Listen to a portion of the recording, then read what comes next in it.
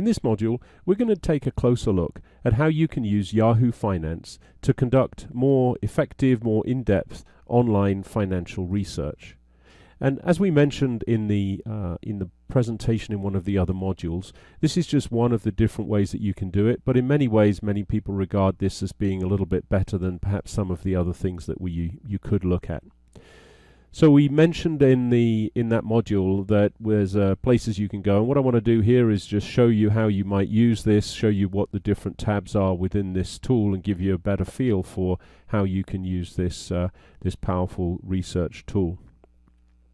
So let's take a look at this from the perspective of what comes up. So simply, I'm actually using Chrome, so put in a search Yahoo Finance, up comes Yahoo Finance, and when we click on that Yahoo Finance button, what will come up is their sort of standard page. Now interestingly, what you'll see is immediately information about what's happening in the stock market at the current time. There'll be some headlines and so on, and you can scroll down to see different things that are coming up in here. The other thing that you'll see is that in this section on the right here, it will always show you the recent symbols and companies that you search for. So I'm going to start out with one of those that we took a look at in the module, which was Microsoft, and we'll use this as an example as we did in the earlier module. So this gives us immediate information about the status of Microsoft. A lot of this obviously is oriented towards stocks and giving you information on their stock, but it gives you all of those financial metrics that we talked about. So immediately we start to see, for example, in this graph, this is something you want to look at because you can set this to different time periods. So this is one day. So during today, this is what's happened during the day today. You can set it for basically a week with a 5-day. You can click on a month. Now so far this is all looking red because it immediately tells you in terms of red or green whether the stock price over the last period of time has been going up or not.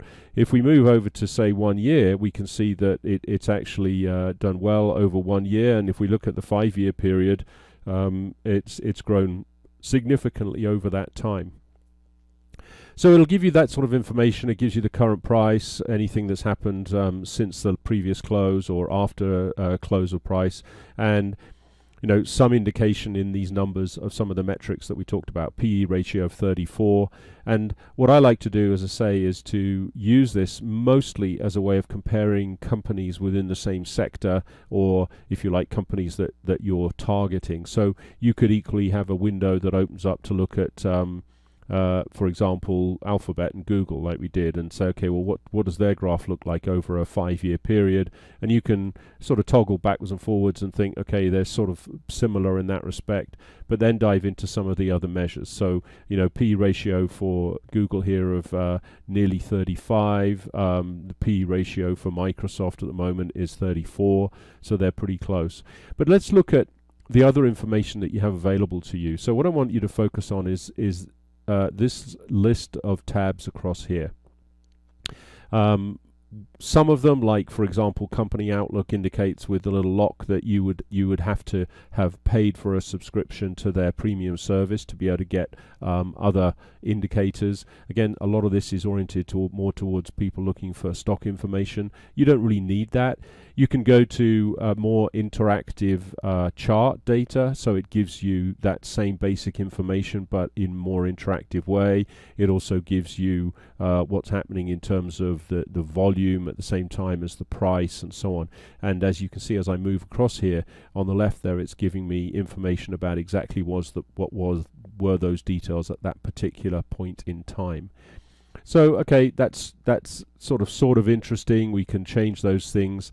Other things that you'll see is there's this tab called Conversations. So what does that tell us? It starts to look at, okay, basically a series of conversations from people that are following or people who are analysts regarding this company. The most important tab is this one here called Statistics, and the reason I say that is that this is where it immediately gives us a lot of really useful information along the lines of what we were talking about during the training. what is happening in terms of the trailing PE, what's the trend been. It's obviously over, and this is showing us the last 5 quarters. So essentially, is this showing what's happened to the PE ratio. Price per sales. The other metrics we talked about, which is I think quite useful down here, is information around, for example, okay, when is their financial year? So their fiscal year ends at the end of June. Profitability margin, what sort of margin are they operating on in terms of profit margin on operating margin? And remember, we talked about the management effectiveness ratios, return on assets and return on equity. So all of this information is in here, as well as total revenue, revenue per share, profit, EBITDA, and so on, and balance sheet information. So you can actually use this, particularly useful when you want to start comparing different companies. So again, if we tab across to Google, we go to that statistics tab again, and we look at what's happening with them. We can start to look at those numbers. So return on assets for Google 8.65 and return on equity of 19 for Microsoft. Better percentages there in terms of, so that Microsoft would appear to be doing better in some of these measures. So this is really just a place where you can go to get this access to this information very simply and easily. Other things then, if we tab across to the next one, we're looking at historical data, mostly on stock prices. The profile, I think many companies provide more in-depth analysis. A lot of them are paid for, but the profile can give you some very useful info, right? Address if you need it, telephone number, or the main telephone number, the key executives and officers of the company. So you can see in here that it tells us who the CIO is, Chief Technology Officer, and so on. We get to another page on the financials, where they actually break down the things like the income statement. So this again is showing us in this time, if we want that annual view of what was it in the financial year ending June 2020 compared to 2019, 18, and so on. So again, we can start to see some trends, and we could do the same thing by going to some of those companies that we might want to compare them to and say, okay, so what exactly, how does that look in terms of the similar sort of trend information? So once again, I believe that it's not so much the actual numbers so much as the trend that you can identify in terms of this, and then start to draw some comparisons. You could even extract some of this information, put it onto graphs, and compare one company to another, and so on. So it gives you all of this information here based on their financials, for them meaning their income statement. Next, there's a tab which is really all about the analyst reports, so summaries of what the analysts are thinking in terms of the company. Options, what's been going on. Again, these are sort of less interesting to us because they're very much sort of in the moment for investors. But it does also give you who are the top institutional investors, actually gives you information on who's invested in the company, and how much of the company they actually own in terms of mutual funds and institutional investors. So quite a lot of information in here. And then interestingly, there's also this tab on sustainability, which starts to give you some percentages around environmental risk scores and so on. So again, just something else that you can use potentially to compare one company to another. So a lot of really useful financial data and information.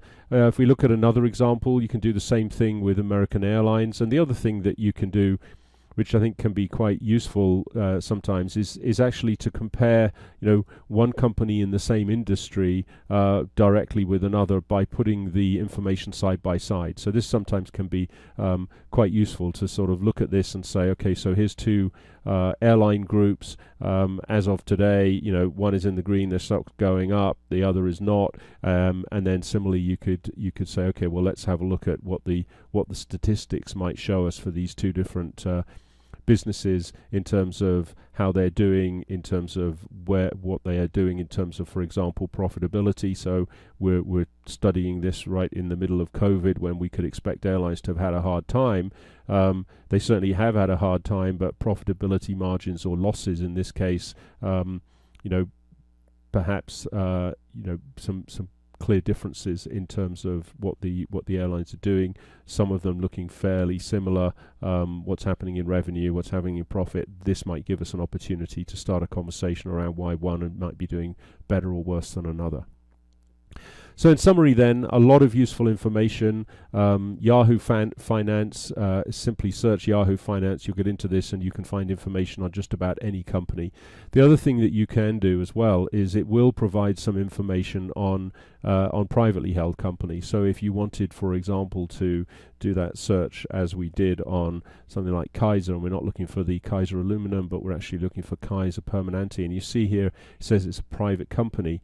So when you use Yahoo Finance, it's going to give you minimal information. It does actually tell us a little bit about some of the key people, tells us about the company, and one of the things you'll notice is it then says that you can review or see more on Crunchbase, and simply by clicking on that you can open up a tab, and what that will tell you is a little bit more information. It gives you some idea of some basic financials so that you can perhaps cross-reference this with other information you've had, some information on the people, talks about some funding, who are the key people in the current team, and so on, and you could find out information here on an individual member of that team, in this case the CIO.